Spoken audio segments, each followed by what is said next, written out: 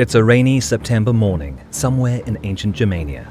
A young, sturdy man tries to adjust his chainmail, watching the unsuspecting Roman column marching in the distance. The sight of robust imperial soldiers in well-fitting, identical sets of armor made the young warrior bitterly envious. Then he gets a hearty clap on the back from his elder comrade as their war chief signals for them to take positions. Many hundreds of tribal warriors rush to man their posts. A decisive clash that would set the future of the entire region is about to begin.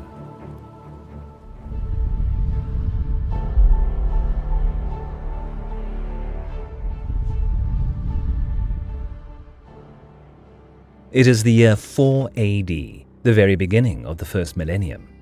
Roman Emperor Augustus charges his stepson Tiberius with the mission of commanding the Rhine legions and supervising the integration of the vast untamed wilds to the east, known to the Romans as Germania.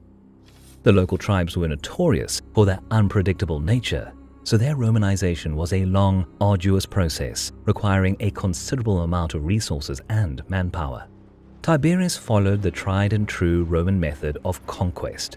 Just like his brother Drusus 15 years earlier, a number of campaigns into Germania were launched to intimidate those still resisting Romanization, and by the year 6 AD, most of the Germanic tribes living between the lower Rhine and Elbe rivers were pacified, at least from the Roman point of view.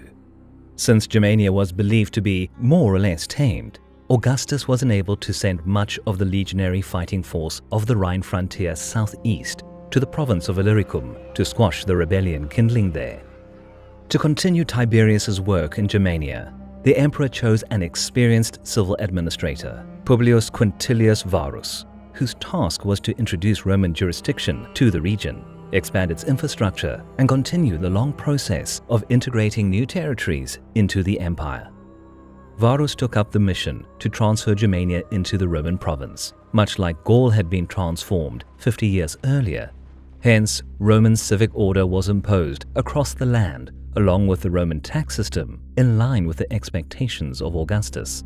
From the emperor's viewpoint, Varus did precisely what he was intended to. But for the Germanic people, his methods were crude and hastily introduced, which resulted in a wave of discontent among the tribesmen. Besides, throughout history, tax collectors never have much been cherished guests.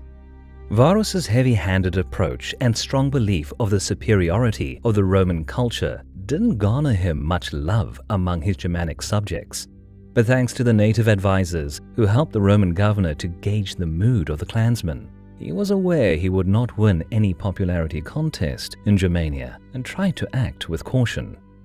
By the year 9 AD, Varus appeared to be well accustomed to his governing position, laying foundations for the undeveloped road network, enlarging legionary camps, and maintaining relative stability east of the Rhine.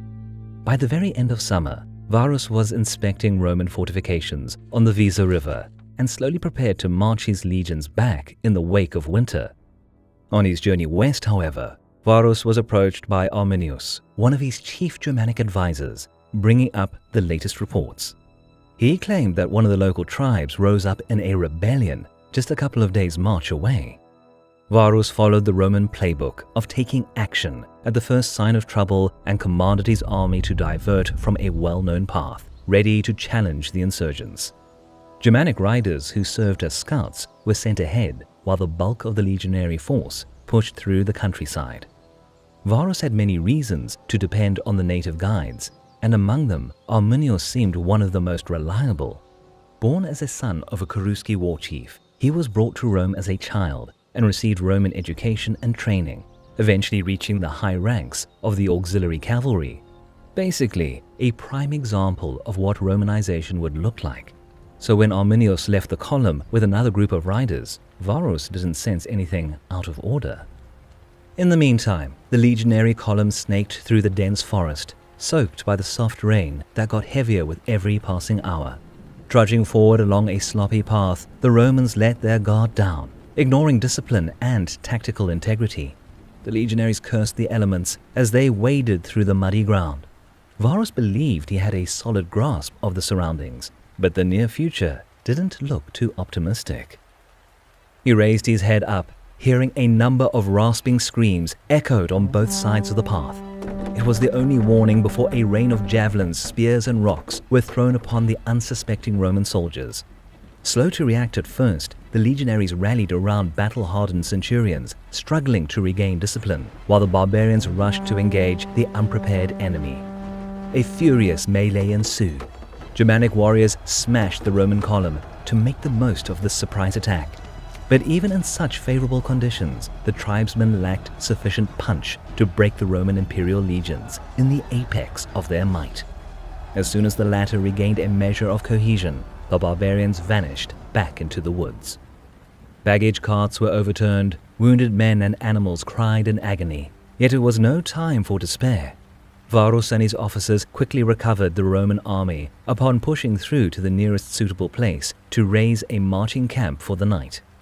Varus must surely have been angered over the betrayal of Arminius, who hailed from the Cherusci tribe, once declared by Tiberius as friends of the Roman people. Legionary officers shared many bitter words over the faithless Cherusci, but Varus was busy weighing his choices. At last, he decided to break camp in the morning and push west as fast as possible. The safe bank of the Rhine River was still 5 days of forced march away, but having suddenly found themselves in the middle of enemy territory with no scouts or preparation, it was basically a do-or-die scenario for the Romans. With this in mind, Varus led his men through the largely uncharted Germanian countryside. Aside from occasional minor attacks of the barbarians, the plan looked promising, even though the seemingly perpetual rain drenched all the legionary equipment. Despite setbacks, the Romans marched for the entire day and through the night, determined to reach the Rhine and escape this forsaken land. In the morning, the battered legions entered into a narrow pass, limited by a high hill to the south and a large, impassable bog to the north. Visibly depleted by the night-long march, the Romans probably didn't fully understand how perilous the area was that they crossed by. Then, Varus noticed the makeshift wall of earth and branches running along the base of the hill. He immediately knew what that meant, but it was too late to turn back. Hundreds of Germanic warriors rose behind the wall and engaged the enemy from a distance, hurling a variety of missiles at the Romans, who this time were better prepared for an ambush. Their standardized armor and large shields provided some modest protection, deflecting many of the projectiles. Arminius wrestled to hold the spirited warriors behind the wall and continued to harass the enemy from a distance. Throughout his time among the Romans, he learned too well that his lightly armored kinsmen were no match against the disciplined Roman heavy infantry, especially in hand-to-hand combat. While Arminius struggled to keep his warriors at bay and follow the battle plan, some Roman cohorts, unwilling to remain sitting ducks, advanced up the hill at the Germanic wall. In a display of superior training and resolve, the Roman infantry put down many barbarian warriors, scoring some immediate and temporary victories. Yet being at a severe tactical disadvantage, their attack was eventually repulsed. As time marched on, the Roman formations, suffering from the constant range attacks of the natives, began to lose cohesion. More and more warriors, hailing from many tribes, poured into the area to take part in the battle. At last, Arminius decided it was the best moment to strike, and with a gesture of his hand, unleashed the waves of Germanic warriors at the disarrayed Roman legions. Thousands of natives, armed with spears, axes and swords, clashed with the enemy ranks, overwhelming the Romans with sheer numbers. Everything seemed against them, yet the Roman soldiers stood their ground. But with every enemy unit joining the fray, they slowly realized that the soggy base of the hill in the middle of Germanic nowhere was to be their last stand. Unwilling to witness the imminent doom of his army, Varus, along with many top officers, committed suicide. The fighting lasted until evening, with only dozens able to escape.